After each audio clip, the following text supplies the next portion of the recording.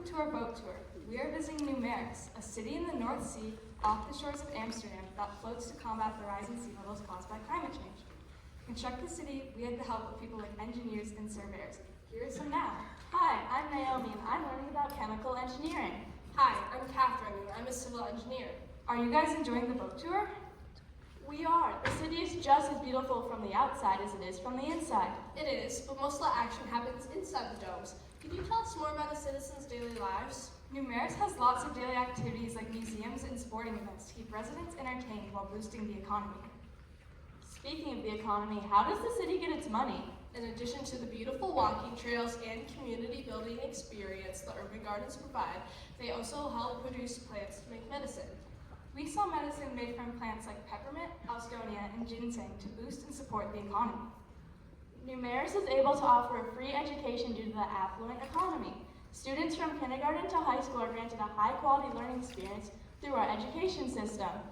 So the community gardens help people get exercise, and the 15-minute cities also provide for lots of opportunities to go for a walk. That's right. The city is made up of 11 domes, 10 of which being a mile in diameter and the central dome being 1.3 miles in diameter. What do all these domes have in them? Well, there are 2 industrial domes, 8 mixed-use domes, and 1 central agricultural dome. So surveyors help to design the layout of the domes for most convenient access? Yes, and civil and transportation engineers design the dome-to-dome transportation system, an above-water tunnel system with magnetic trains connecting each dome. Electric boats are also available to citizens. Wait, I know how they're built, but what are the domes made of? The domes are made up of aluminum framework with layers of graphene, a material similar to glass but is significantly stronger and weather-resistant. Graphene is a sheet of pure carbon atoms made using chemical reactions on copper. The graphene is insulated with an extra layer of polymers.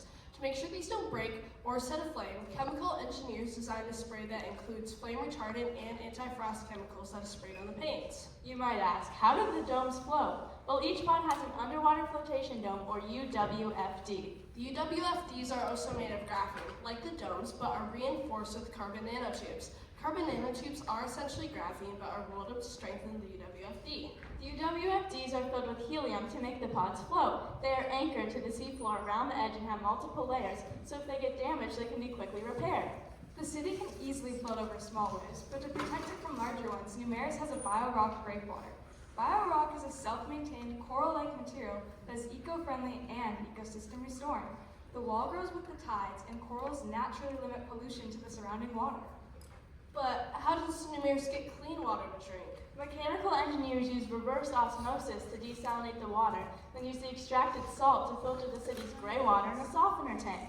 Well, how does reverse osmosis desalination work? This works by applying pressure to the water that is greater than the naturally occurring osmotic pressure. What about all the power needed to do this? Nieuwmaris uses solar power and paint into ocean energy converter devices, or OECs. These 2 OECs are hexagonal buoys and the waveline magnet. Solar power is a very convenient energy generator because it does not interfere with everyday life. Just off the breakwater, there are floating hexagonal structures called hexagonal buoys. These are structures in the water that can harness the power of underwater currents in the ocean by spinning turbines and turning the energy into usable electricity.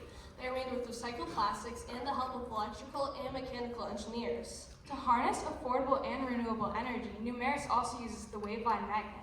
The waveline magnet floats up and down at the surface of the water along with the waves. Electrical engineers make sure all of our power sources run smoothly and efficiently. To store all this energy while not in use, Nieuwmaris uses 2 types of batteries. One type of battery used is lithium-ion.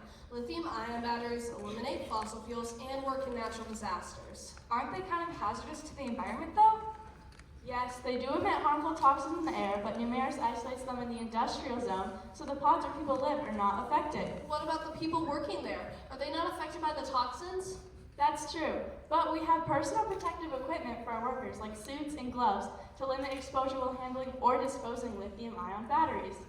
Well, what's the other kind of battery then? Isn't it something like solid state? That's right. They store way more energy than lithium-ion batteries can. They're also located in the industrial zone. However, they are non-functional at low temperatures, so Nieuwmaris utilizes its heated domes to keep the right conditions. What about thermal runaway? Thermal runaway is a big downside of both batteries. What's thermal runaway? Thermal runaway is a domino effect. If a battery overheats, it makes more energy, and energy makes heat. This is a loop. If there are other batteries nearby, it will affect them too. But Nieuwmaris uses a compact optical fiber sensor to combat this. It monitors the temperature while showing internal pressure peaks that correspond to safety venting and the initiation of thermal runaway. But how do they stop it once it starts? Nieuwmaris isolates and cuts off the affected battery from the grid to prevent infection to other batteries. How does Nieuwmaris deal with solid waste and wastewater? Nieuwmaris has something called anaerobic digestion along with plasma gasification. What's anaerobic digestion? Essentially, it's when microorganisms decompose biodegradable materials. What types of biodegradable materials? Biodegradable materials like manure, biosolids, and food waste.